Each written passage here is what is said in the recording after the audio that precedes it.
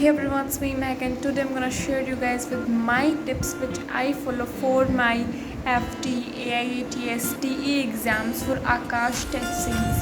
So hope you guys will like the video and follow the tips most importantly. Okay, so let's get started without delay. जो most important point आता है ना वो आता है OMR filling का। OMR filling में जो मिस्टेक्स करते हैं उनको रिड्यूस करना है क्योंकि आपको वहाँ पे दूसरी OMR शीट नहीं मिलेगी टेस्ट करने के लिए। तो जो रोल नंबर है, अब जो ID है, each and everything you'll have to fill with 100% accuracy, right? assertion reason के क्वेश्चंस में एक एक स्टेटमेंट को अच्छे से रीड करना है।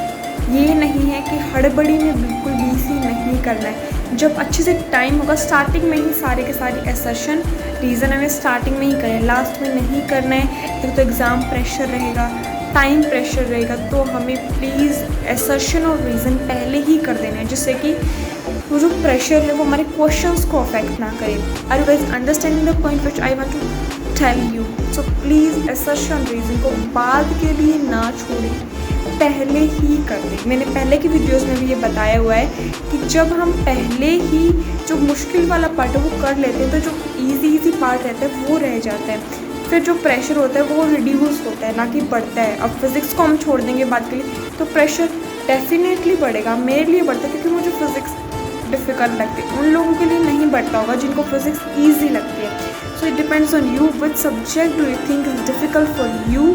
You have to devote the time for that subject in the first section of your test time, okay? और जो एक इम्पोर्टेंट पॉइंट आता है वो आता है केमिस्ट्री का।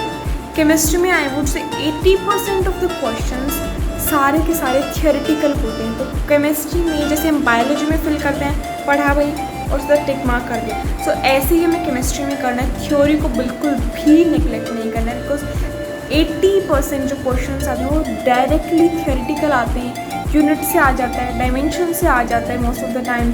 और जो इंपॉर्टेंट फॉर्मूला तो उनको ही अदल बदल करके जो क्वेश्चंस फ्रेम कर देते हैं वो लोग, डेफिनेशन से डायरेक्टली स्टेटमेंट वाइज क्वेश्चन आता है। तो केमिस्ट्री को बिल्कुल भी थ्योरी को इग्नोर नहीं करना है, whether it is of physical chemistry, organic और इनऑर्गेनिक।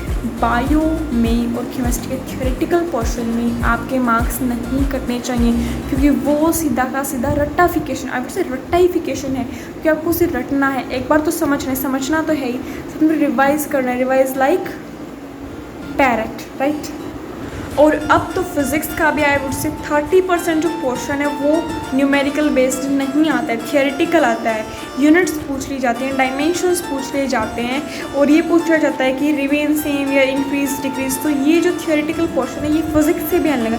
सो फिज़िक्स की भी थियोरी को इग्नोर बिल्कुल नहीं करना है क्योंकि उससे भी डायरेक्ट क्वेश्चन आ जाता है, बिल्कुल भी उसे नेगलेक्ट नहीं करना है।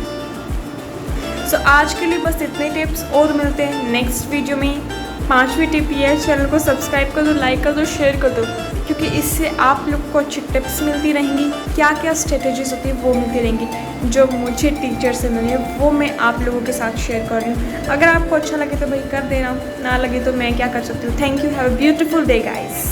और जो बायो से रिलेटेड इंपॉर्टेंट चीज़ है वो ये है कि बायो की NCERT को बिल्कुल भी स्किप नहीं करना है। अगर आप बायो की NCERT को स्किप करते हैं तो फिर सोच लीजिए बायो भी तो आपका होने से रहा, क्योंकि बायो की जो NCERT है ना उसकी डायरेक्ट लाइन टू लाइन सवाल आते हैं, डायरेक्ट लाइन उठा के क्वेश्चन में चिपका देते हैं, स्टेटमेंट पूछ लेते हैं, असर्शन रीजन के फॉर्म में पूछ लेते हैं या फिर बीच में फिल इन द ब्लैंक्स के फॉर्म में। तो बायो की NCERT को बिल्कुल भी इग्नोर नहीं करना है, ये मोस्ट इम्पॉर्टेंट चीज़ है। और NCERT है उससे ना फिज़िक्स की, ना केमिस्ट्री की, ना बायो की, किसी की भी इग्नोर नहीं करनी है क्योंकि NCERT बेस्ड ही आजकल जो टेस्ट का फॉर्मेट चला हुआ है ऐसा ही आपका नीट 2023 के लिए आएगा, ऐसा ही आपका नीट 2024 के लिए आएगा। अगर आप नीट 2024 एस्पिरेंट हैं या नीट 2023 एस्पिरेंट है, अगर मान लो 1-2% क्वेश्चन बायो के आ भी गए बाहर से, सिलेक्शन तो नहीं होगा। लेकिन अगर आप ये और बुक्स ही पढ़ते रहेंगे, रेफरेंस बुक्स पढ़ते रहेंगे तो फिर आपका कैसे होगा?